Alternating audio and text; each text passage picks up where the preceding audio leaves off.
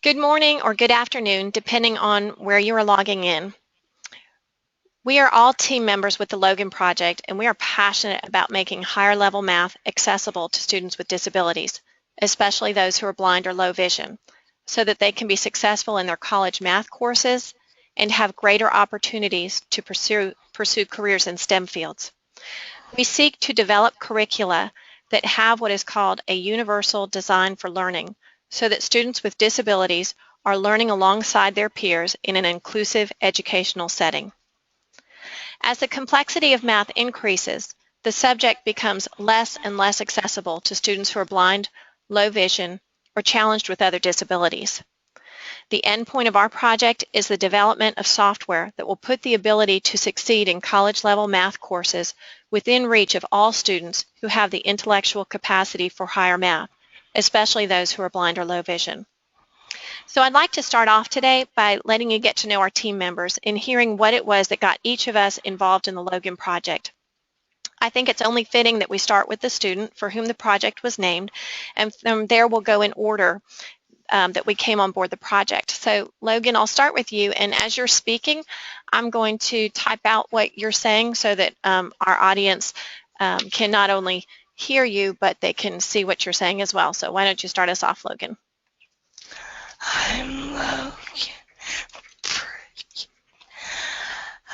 heart of the Logan Project, and this whole thing was to help me get through college math. Okay, I'm going to finish typing that. Okay, I got what you said. Okay, and so I'm Ann Gully, and I'm the coordinator here of the Instructional Support Lab at Auburn University at Montgomery, and that is our math and science tutoring center here on campus. When Logan came to campus before his freshman year, he took a math entrance exam, and he tested into college algebra, but many people who knew Logan were really convinced that he was ready for a higher level math than that. I spoke with his test proctor, who said that due to Logan's disabilities, there just was no way to make that particular test fair for him. And so that was really quite a challenge, and alerted me in the position that I was in that we needed to go ahead and look for some really creative ways to make Logan's college level math courses accessible to him so that he could succeed in a manner that was commensurate with his intellectual abilities. And anyway, I think the next person to come on board was Dr. Margitu. So Hello, Dr. everybody. Hello, everybody. Thank you for joining us to celebrate the International Day for People with Disability. I'm Daniela Margitu. I am a faculty at Computer Science and Software Engineering Department at Auburn University since 1996. And I'm also the director of the Auburn University Education and Assistive Technology Research Lab. I became part of this wonderful team when Anne came in my office with Logan and his mother, and as I said there, I said right now that he got me from the first hello. So I was already interested in the project as soon as I met them, and I learned a little bit about the whole idea, and I was also very excited about the people who were working on the team. So we are very excited about what we are doing, and thank you for joining us, and we are looking forward to maybe to collaborate with you. Okay, and our next person who joined our research team was Jordan Price. So Jordan, are you there? I am here.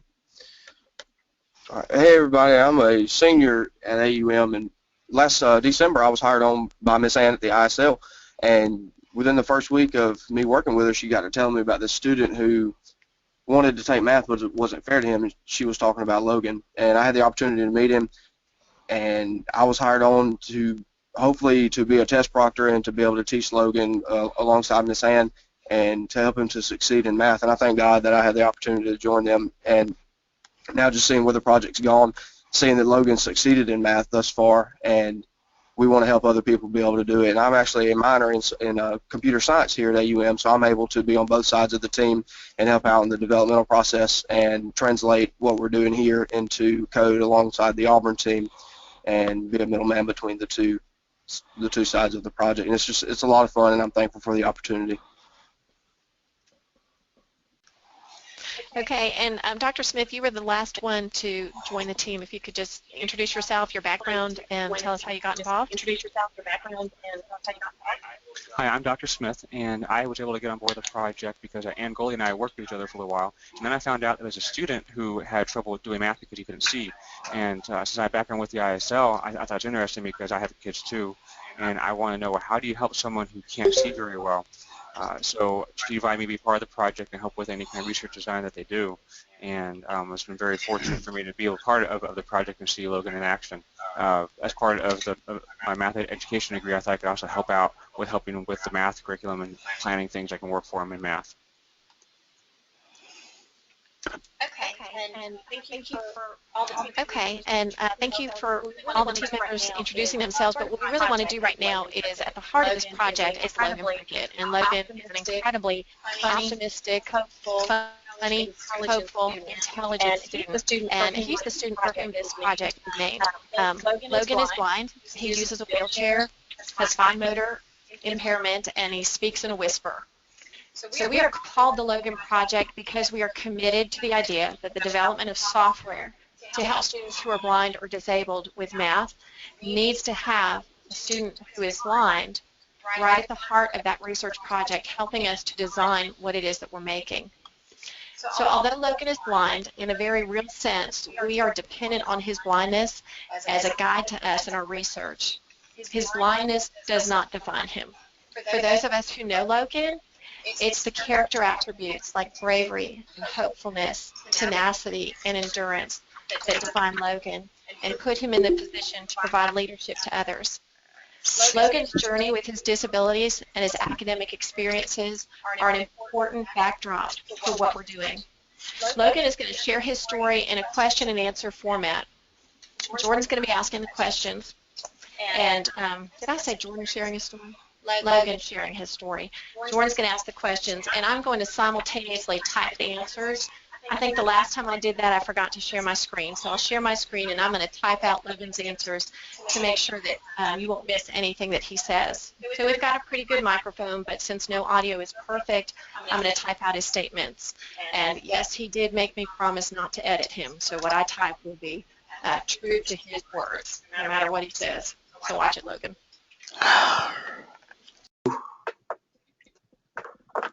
Please note that there is a transcript of this Q&A session with Logan as the backdrop for this audio if you're having trouble hearing Logan. All right, Logan, you ready to go? Yes. Okay, first question. Can you describe for us what your early childhood was like? All right. I had fun running around the creek and Running around the creek and riding dirt bikes? yeah. Okay. Can you tell me what was the event that caused your disabilities and how old were you when that happened? I was 13. I had an allergic reaction to MRI IV contrast. 13 years old, had an allergic reaction to the MRI contrast. Yeah. Okay. Did you go into cardiac or respiratory arrest in effect from that? Yes. One or the other or both? Cardiac or respiratory? Both. Both? Okay. Yeah. How long were you without heartbeat or breath tone? Approximately 45 minutes. 45 minutes. Approximately. Approximately. Yeah. It's a long time. Okay. What did the medical team do after that much time had gone by? They kept working on me until, like, I don't know when, but after that long, they just sat back. They stepped back? Yeah. So did they give up? Did they think it was gone? I Okay. Do you have any idea of what caused your heart to start beating again after the medical team had given up? Yeah, it was God. So God brought you back. Yeah. I hear you. All right. How long after that was it? I'm sorry. How long after that was it that you remember being aware of your surroundings? Like, how long did it take you until you kind of recognized that you were awake again? Well, 12 days in a coma. But I'm not exactly sure how long it was before I realized I was alive. So you were in a coma for 12 days before that. Yes. Okay. Do you remember being aware that you were alive but not being able to communicate that to others? Yes, I do. Do you want to tell us a little bit about that, or were you were kind of there and couldn't do anything? Yeah, I'm telling you. So, I remember seeing this blue light, and it was so annoying that I couldn't sleep. A blue light was annoying you, keeping you from sleeping? Yeah. Okay. And what did you do about that? Well, I just kind of squinted my face, but Mom saw that I was agitated and said, "Look, what's wrong?" So your mom could tell something was going on and she asked you? Yeah. Okay. And how were you able to communicate with her? Well, I had a breathing tube in my throat, so I spell. How did you spell if you had a breathing tube in your throat? Well, there was this whiteboard on the wall, and she said, "Alright, look, I'm gonna go through the alphabet. When I get to the letter U, blink." She was going to go through the alphabet, and whenever she got to a certain letter that you wanted, you were going to blink to her. Yes. Okay. And you were able to do that? Yes. So what did you spell to her whenever she started going through the alphabet? Annoying blue light. Annoying blue light. And then what was she able to do? She just put a sock over the oxygen light and went to sleep. She put a sock over the oximeter light and you were able to go back to sleep? Yeah.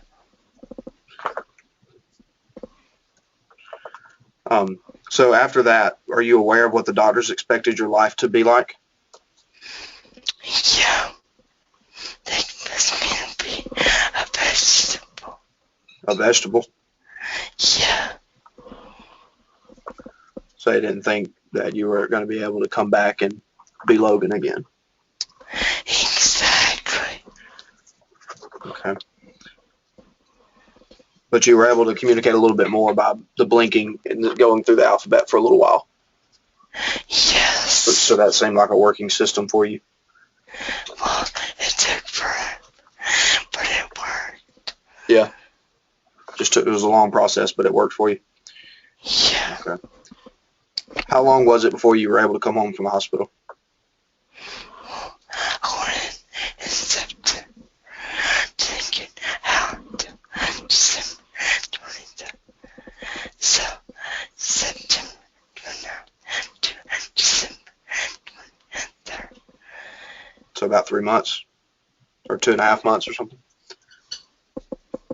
I guess you did the math. All right. And how long did this make you miss school for?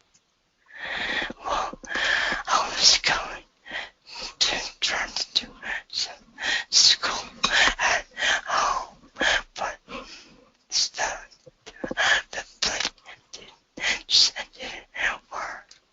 So I had to repeat my 8th grade year. Had to repeat 8th grade. Yeah.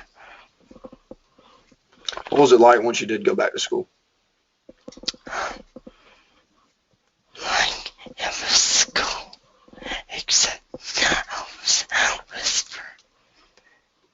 So it was just the same and normal? Nothing ever changed except you had to whisper? No, I was back.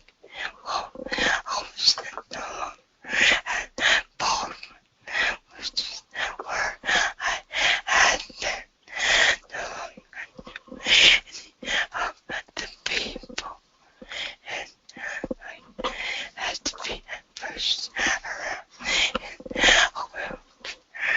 But other than that, school was school. Yeah. What about sight? You weren't able to see either, right? Correct. So after the accident, when you went back to school, you then had challenges from being blind, from being in a wheelchair, and from being unable to speak more than a whisper. Yeah. Okay. But thankfully, I was repeating pre-algebra. So, I was in algebra 1 when I was injured. So, pre-algebra was nothing. So you were still able to do a little bit of pre-algebra when you came back? Yeah. I hear you. All right.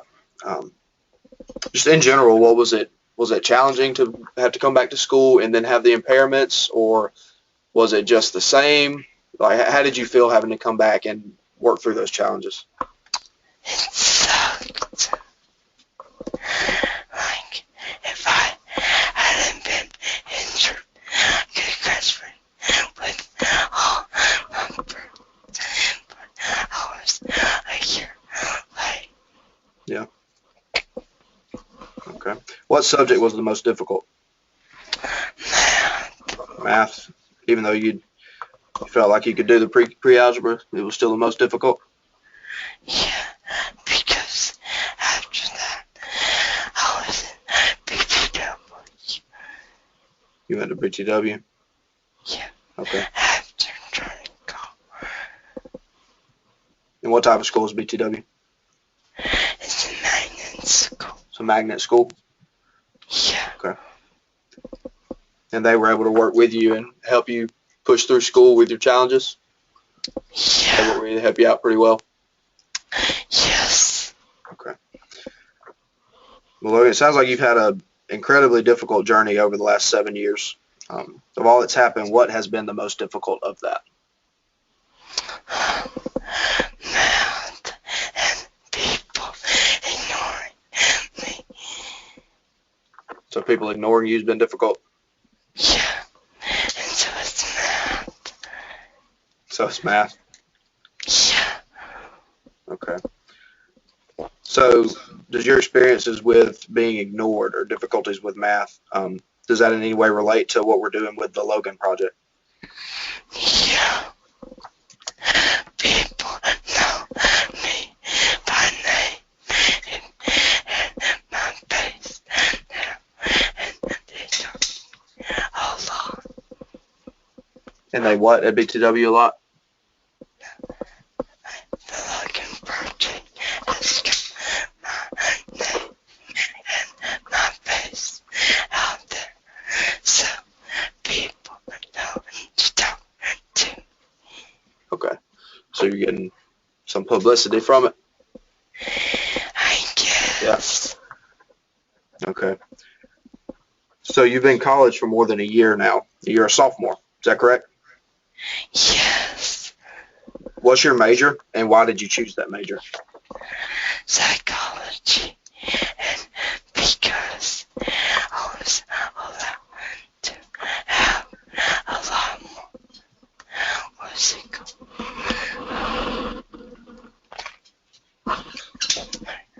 electives. And so I was planning on doing research for process math for a lot of Doing research for persistence in math? Process-driven math. Okay. Yeah. And that's what we're doing with the Logan project. It's process-driven math. Yeah. Okay. Some of the students here at AUM have had the opportunity to participate in a field study of the teaching methods developed by the Logan project. How have those students who participated responded to you on campus? They're like, what's up, Logan? I've been in your study Okay, so the difference in what you experience sometimes during high school versus here now, you're being included more. Yeah. So does that make you feel better? Make you feel a little bit more involved and loved and everything? I was ever not loved, Well, that's true. but I feel included more. So you got more sense of inclusiveness here. Yeah. Good deal. All right. What's that reaction meant to you whenever people walk down and comment to you and speak to you, and even though you have no idea who they are, they know who you are based on what we're doing? It's awesome. It's awesome being included and everybody knowing you. Yeah. All right. What are you hoping to accomplish through this Logan project? Helping other kids like me get through math. Okay. And you think we'll be able to do that? Yeah. If I can do it, others should be able to. Okay. Good deal. All right. Well, thanks for having the session with us, Logan. So we were able to learn a little bit about you. You're welcome. Okay, thank you so much, Jordan and Logan. If you have any questions, please feel free to use the chat feature that is there in the on your screen. Right now I'm going to have Dr. Luke Smith speak to us because researching the goals we have set requires a review of what's already been studied, and so we want to be able to build on the existing body of knowledge in the most effective way possible. So Dr. Smith, can you speak to that aspect of our project? So one of the things that we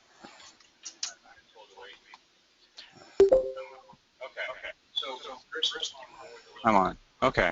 So when we first came on board the Logan project, one of the problems we had was, well, how do you help someone who can't see learn math? So we did a review of the literature and tried to find articles and information out there for people who can't see well, but usually the response is, if you can't see well, then you should use Braille. Well, that would work, except that Logan has a type of neuropathy, like his fingers don't feel very well enough to feel the bumps that you usually have with Braille, or the math equivalent will be Nemeth code. So we decided, okay, well, if we can't use Braille, then what's left? There's some audio software that's coming out, which is fine. But we also found that there's a lack of rigorous scholarship that actually says, hey, we took these controls, we have group A, group B, and we decided to do the study, and here are the results, and they have actual levels of significance. Well, there's a lot of information out there, particularly at the upper level math, so like your pre-calculus that has so much syntax. Very difficult, so to show that one particular way of helping out people who can't see or low vision was very difficult to find any kind of rigorous scholarship to support that, their way of teaching. So within this project, we hope to add to that body of literature so we can help people who can't see very well and then to learn math, preferably without the use of Braille. Thank you so much. And again, if anybody has any questions about the research aspect of it, Dr. Luke would be happy to answer your questions. You'd be able to speak in. We could unmute you if you have a question, or you could just type your question. If you want to be unmuted, just type that to us and let us know. But I think right now it would be a great opportunity to have Dr. Margitu speak to us.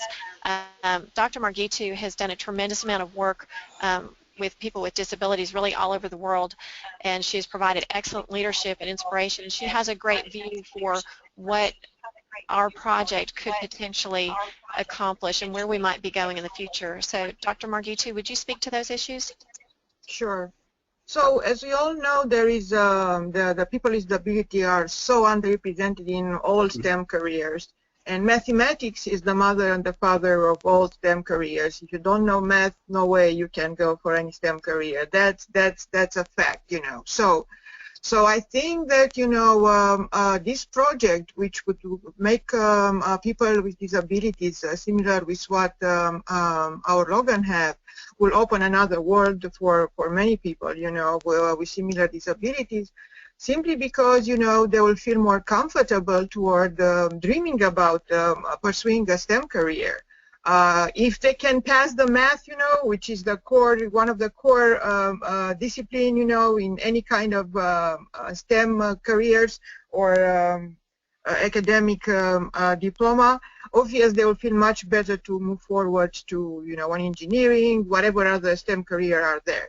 So I think that this project has the potential to unlock the barrier for people with visual impairment, hand motion control impairment, and even some of with learning and cognitive, because the way we plan to do it, it will make much easier to understand sometimes complex, math expression and equation for the people who have a problem to focus, and to fully understand the specific mathematical equation expressions.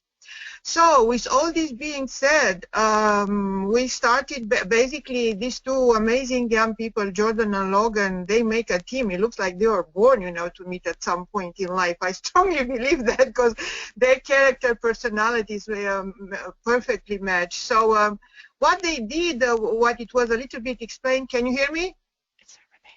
Yeah, I can hear you. I hear you great. So they basically, what they have done, they discover a sort of human expert system algorithm that helps Logan to basically break down an expression in modules so that he can understand what is the specific mathematical expression and solve it. And that's really I thought I was really very much impressed, about the ingenuity of an innovation of this human algorithm they discovered, and they continue to improve this part, the human part, interaction part of this project.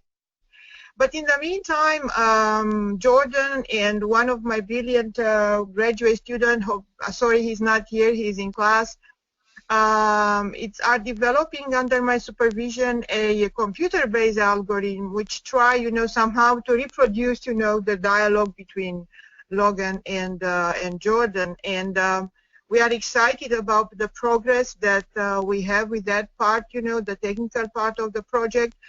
The focus will be also the application to be fully accessible in line with Section 508. It's a computer based application. So as of now, it's not web-based or mobile application, but we are thinking about too. That will be probably the next stage. So basically, I think that definitely we are on a extremely good. We have an extremely good starting, and we have. The most important thing, we have an amazing team. I mean, all the people that are involved in this team, they just put their intelligence and time, and heart in this project. So there is no way it can fail, with the amount of intelligence and hard work and dedication that we have. I hope that we can actually be involved with other interested teams from USA and around the world.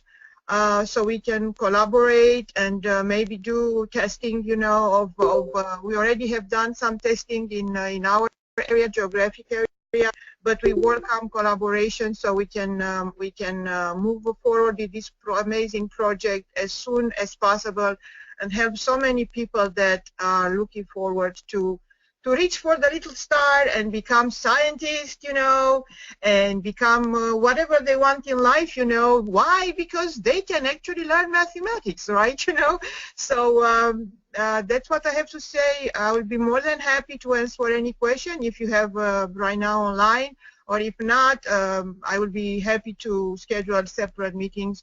I mean, we actually, the team, not just me, and answer any other further question you may have about our project. Thank you so much.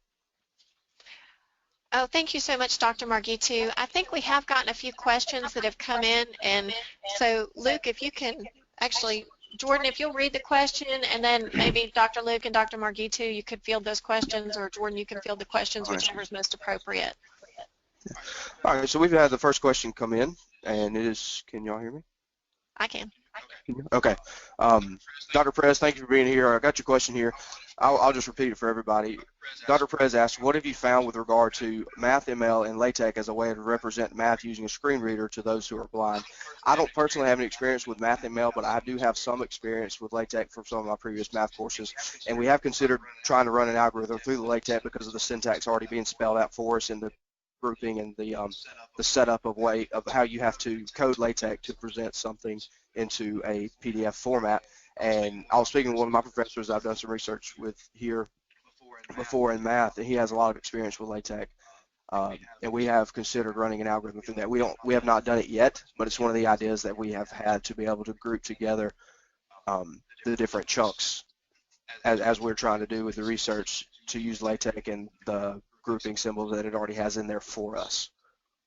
I would say also we're very interested in collaborative partners. I know that there's Dr. Lois Frankel at Educational Testing Services who's working on a project with design science that will improve the way that MathSpeak works. I think new software called ClearSpeak.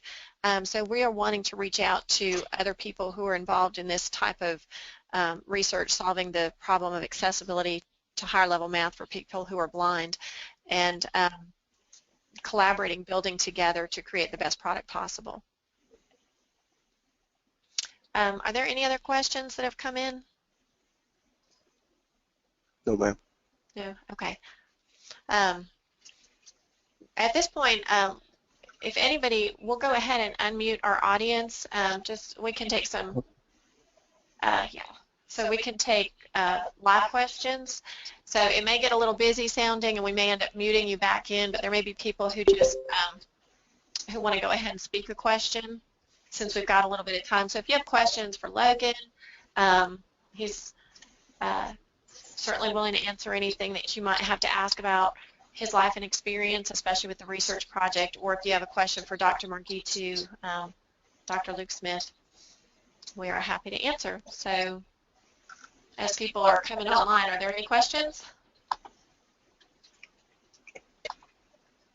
Everybody's microphone should be open now. It's open on my end. If you would like to speak, you still have to unmute it on your side. And once you hit the unmute button, the YouTube meeting control panel, you should be able to speak. And I really never sneeze just once. Like it's usually three, but I just did two then. It's a Okay, I've got someone online. I had to explain the whole magnification thing. Bigger. Tammy, is that you? Bigger is going to be like this. And she's like, oh no. I said, well, okay, here's weak. So try that.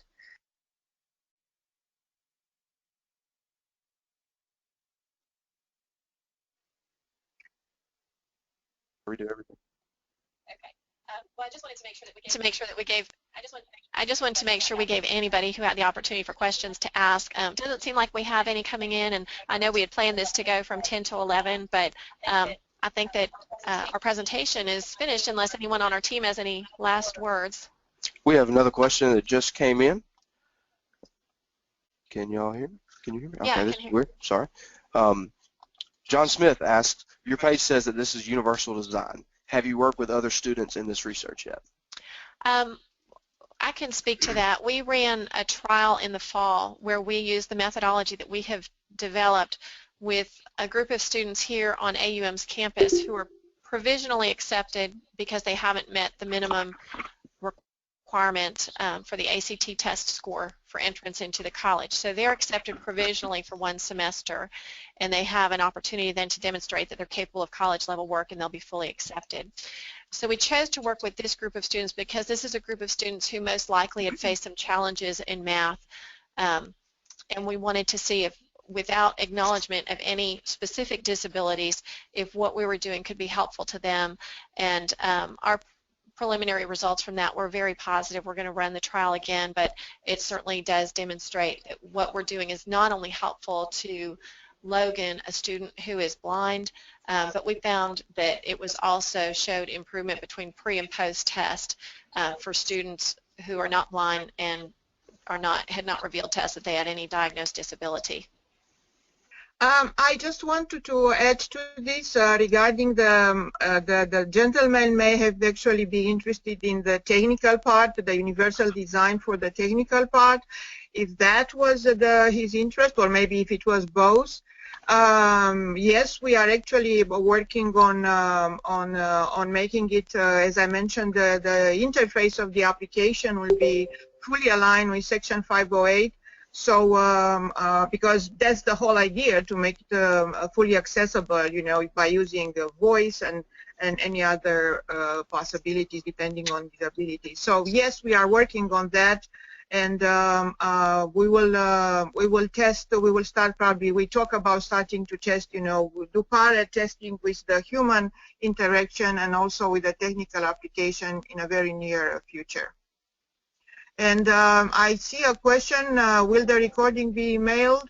I was signed up and joined very late. A comment on chat, yes, the conversation, it's recorded, and we're gonna put it on our site, correct? You know, so you saw the site of the event, so it will be a link right there, okay?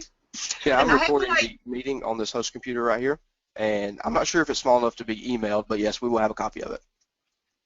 It's probably, we can put it, you know, on the web, and everybody can you know, download it or stream it or whatever, right? You know. Right. Yes, ma'am. And another comment is that I know, you know, it's kind of, you just learn about the project, but I'm thinking about maybe we can create a blog, you know, on our site, you know, where you can post question, comments, and all the members of the team will have access and can reply to you. So we're gonna work on that, okay? That's a great idea. Yeah, so we can continue the conversation, yeah.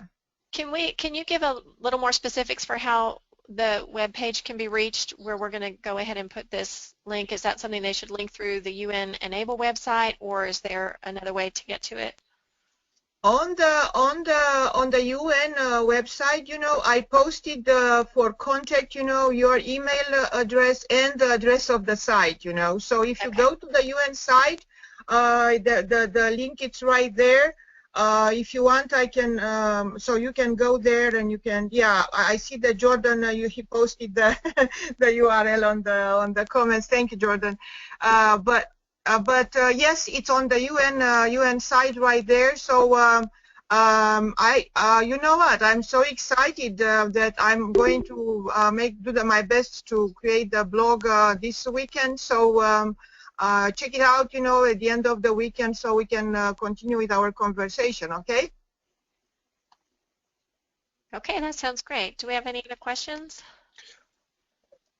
John Smith commented in and shared a link to a website, and yes, that is the site that we have up and running right now, and I believe we'll be able to get the recording posted on that site. Yes. Ms. Spears says, can others get involved and help in this effort in any way? Well, I would definitely love to have people contact us, and certainly one of the things that we really want to focus on here at AUM is engagement with our community. So our community here at AUM, working with our broad general population of students, as well as our students who are with the Center for Disability Services. We'd like to work with K through 12 schools in the community, specifically partnering with special ed departments, focusing on intervention with students who have not been able to meet their IEPs in mathematics. We're also talking to and trying to make connections with the Alabama Institute for the Deaf and Blind.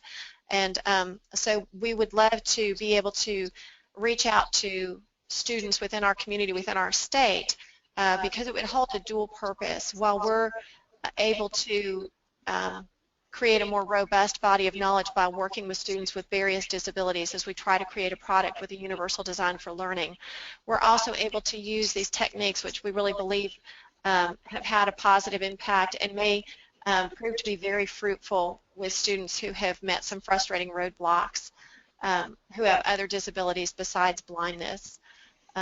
So yes, my email is on the UN Enable website underneath the United States, and our project is highlighted and my email is there. Maybe Jordan, you could put it out here also. But if somebody would like to email me and would like to participate with us, we'd be happy to try to seek ways to involve others, because that really is the heart of our project, is inclusion. And so we welcome you. We want to include others. I posted actually our event on my Facebook site so that some of my international colleagues know about it. So if anybody is interested outside USA, will be interested because it will be very good if we can maybe translate what we are developing in other languages and test it, to go with the diversity beyond, the USA borders. So we welcome also international potential collaborators. Okay, and I think, is there another question there, Jordan? No, ma'am. No? Okay. Dr. Margito, do you have anything else? Again, I want to reiterate, how thrilled I am to work with this team, and what a wonderful team this is. It's a long time since, I have worked with many teams, but trust me, this team is unique. They really, put all their heart, not just the brain in this, which makes it the team very strong. And as I mentioned, we are very open to collaborators because we always believe that two minds can do more than one mind, three minds can do more than two minds, and so forth. And we are looking forward to collaborate with colleagues that are very interested in this topic. And actually, we are interested to collaborate with people with disabilities that can provide our feedback, their feedback about this, and have questions that will help us further refine the application. I think that's a great summary. We have gotten some questions asked where people have asked for us to respond in private. And so if you would please leave your email in the chat box, I will be able to respond privately to your questions. And I think as we draw to a close, I would just like to turn the microphone back over to Logan. Logan, I know you're not really prepared for this at all, but if you could close our meeting for us, if there's something that you would could just say to those people who are listening, and then we will sign off. But on behalf of all of the Logan Project team members, we thank you so much for being here with us today, and we just look forward to hearing from some of you through email and partnering with you in the future if you're interested in being a part. So Logan, will you close us out?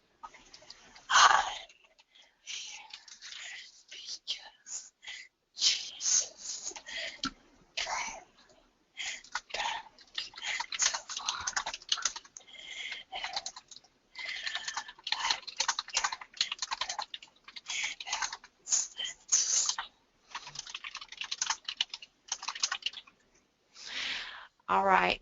Well, Logan, then I guess we will end it there if you've got nothing else to say. Again, thank you all for joining us today.